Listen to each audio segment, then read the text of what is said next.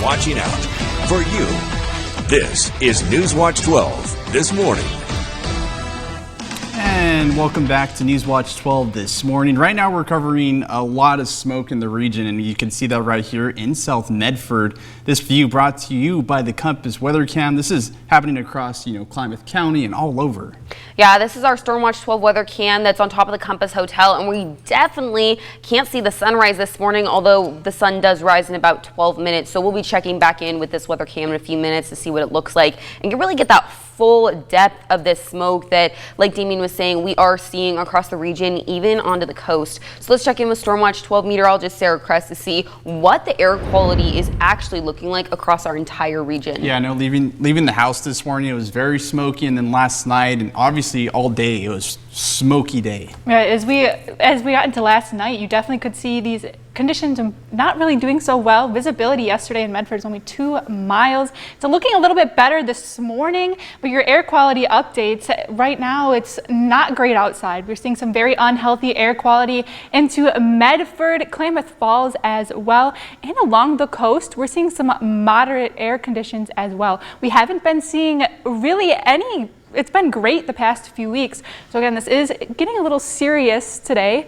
But as we make our way, or take a look at your current visibility, again, 3 miles in Medford. Along the coast, we're seeing some fog as we wake up this morning.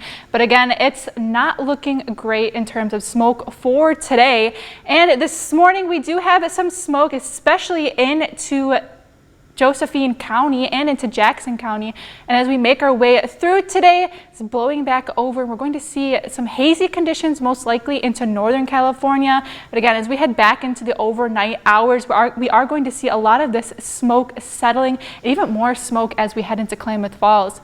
Coming up, we'll talk more about temperatures and what to possibly expect for your air quality heading through the day. In our top story, we're continuing to follow the updates on Grants Pass camping ordinance. Now, the city passing amendments to it last night. Joining us live from Grants Pass is NewsWatch 12's Luke Doughton. Luke, what are some of the biggest changes to the ordinance? We know Governor Gavin Newsom in California was one of the first to make some of those big changes since the Supreme Court, and now Grants Pass is following suit. Damien, Brinkley, good morning. The big changes are where people are going to be allowed to camp and how long they're going to be allowed to camp for. The city is estimating that this is going to cost them about $250,000 in this first year to set up these new designated campsites and keep them running. Let's take a look. Now you're going to put it right in front of my house, in my backyard. I can sit in my backyard and watch them. So I've paid all my money to have a riverfront property. Now you guys are going to provide a riverfront property for them for free. Last night, the city of Grants Pass heard from its citizens about changes to its camping ordinance. The city council now designating 4 sites for temporary camping across the city. I don't want people to think that we are totally removed. I'm right on the path there too. Like, I have homeless people walking by my house every day. So, we're aware of what's happening in town. It's affecting us as well. Those sites are Riverside Park, Baker Park, City Hall, and the water treatment facility at 755 Southeast J Street. Residents will only be allowed to camp at those sites for 24 hours and 96 hours at the water treatment facility before they have to move. I don't need to take a roster around and know nobody wants these in their parks. Nobody. I don't need to go get a signatures. Nobody wants them in the parks. Once the injunction placed on Grants Pass expires, law enforcement can remove homeless residents from public areas that aren't approved by the city. And we're working on getting that timeline for when this injunction is going to be out and when this ordinance can actually fully go into place.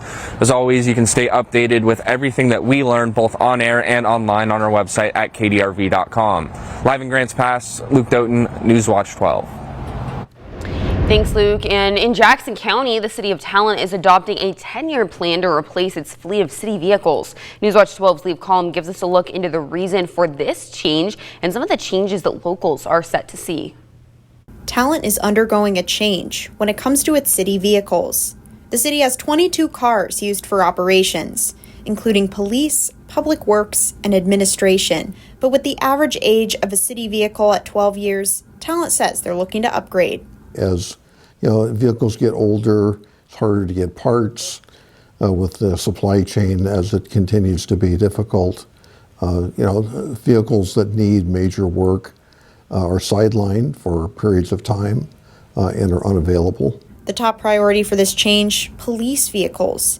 City Manager Gary Milliman told NewsWatch 12 that these cars have the most wear and tear, idling when an officer responds to a call, and having extra components like a siren and lights. Milliman says these will be the first cars people might see changed.